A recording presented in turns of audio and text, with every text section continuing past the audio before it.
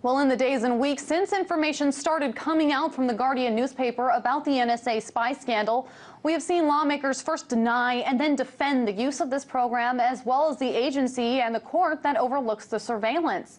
We have seen an international hunt for Edward Snowden and a diplomatic standoff between the U.S. and numerous nations. Now we could be seeing some of the economic fallout from these leaks. Here to tell me how is Prime Interest producer Bob English and political commentator Sam Sachs. Gentlemen, thank you so much for joining me. Thank you, and it's great to be sitting next to Mr. Snowden himself. A slight resemblance. He has been getting a lot of those comments lately. Now the cover's blown. Okay. Now, Sam, let's start with you. Is the NSA surveillance scandal having any noticeable effects on U.S. markets and the way that other countries do business with the U.S.? Well, as far as U.S. markets, I think it's a little still early, but definitely how other countries are relating to the United States. I mean, just the whole issue with Hong Kong and the reason why Hong Kong allowed Snowden to leave was because of Snowden's revelations that the United States had been hacking into Hong Kong's computer infrastructure. I mean, that was in the press release that the Hong Kong government put out when Snowden left. So, you know, as far as diplomatic relations, it's having an effect. And from those diplomatic relations, I mean, that's how economic relations are built. Now, Bob, lawmakers like Robert Menendez and others have been threatening some type of repercussions to other countries that deal with Snowden. Specifically, Robert Menendez said that if he's granted asylum by President Correa in Ecuador, that they are going to stop the renewal of Ecuador's duty-free access under GSP. They're going to block the renewal of the Andean Trade Promotion and Drug Eradication Act. So obviously it's having an international effect, right? Sure, certainly.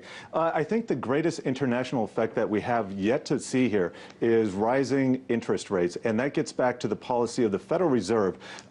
Snowden is causing a crisis of confidence, and not just in this particular instance, but incidents like this. It's like you're dropping grains of sand until they form a pile of sand, and then you have these fingers of instability, and all it takes is one grain of sand to cause this mountain of sand to fall down. And we never know what the incident is going to be, but we have rising interest rates, and there is going to be a crisis of confidence in the US dollar, and anything like this could be that incident. And I mean, as Bob was saying, the sand has been building for several decades now. Oh, it has. The decline of the United States' economy has long been speculated now. We used to be the world's biggest lender. Now we're the world's biggest borrower of money. We used manufacturing to yeah, manufacturing. Now we import more stuff than export. So the countries depending on the United States, that's a thing of the past. And you can see that in the way that first off, whether it was Hong Kong and China,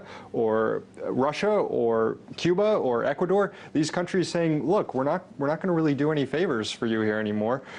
We are not afraid of the United States anymore. And Ecuador saying, no, we don't need these trade benefits is just the latest example of that. And let's move back here at home. Obviously, the defense contractors still play a huge role in the American industry. So first of all, let's talk about how big of a role that is, Sam. And then can you talk a little bit about whether this is a bust for them, whether it reveals way too much about their practices, or whether it could potentially spur new creation? Right. So when we think of massive industries, we think of Wall Street. Well, let's take this number. Top five, the executives at the top five defense contractors here, just in Arlington, Virginia here, made $107 million in 2012. The top five banksters in Wall Street, they made, bankers, they made $75 million. So this is a bigger industry than Wall Street. We're looking at 70% of the intelligence community's secret budget goes to these private contractors. When we're talking $130 million spent in 2012 by these defense contractors. Massive industry. The private sector is deeply invested in the surveillance state. And now that this surveillance state is exposed, their role is going to be exposed, and the American people are going to decide whether or not their taxpayer dollars should be funneled through our government into the hands of these very wealthy defense contractors across the Potomac. Very interesting. And what about consumer confidence, Bob? I mean, back here at home, obviously consumer confidence is a little bit shaky, and also abroad it's a little bit shaky. Is it possible that trade secrets are being stolen using these NSA surveillance programs? I think that consumer confidence is not going to be shaken by this event. I think it's just raising the level of awareness, and that's an important debate that we can have about it. Is this event going to be a cataclysmic moment? That has yet to be seen. But in terms of consumer confidence, I don't think people are asking the right questions here, and they need to be asking questions about who is exactly snooping on who, and why is this not a bigger problem? Why have we not talked about this before? Because these issues have been out here for a long, long time. Now, on one hand, Sam, you have Bob saying that consumer confidence hasn't been shaken. On the other hand, some of the biggest companies that are really in the U.S. are companies like Facebook and Google, companies that are the 9 companies that were now known to have given away that information to the NSA, and they proudly tout that they are protecting confidence, protecting consumer interests and privacy. So is this going to have a huge impact on those companies' bottom lines? Yeah, these 9 companies at least. I mean, these are the ones who've been named. It could be a lot more companies. It could. I think if you look at the way people have reacted to this news, the American people have reacted to this news, it hasn't been with the sort of outrage you might expect. People seem to be accepting that this is necessary. This is necessary for American life nowadays. Which is a bit troubling.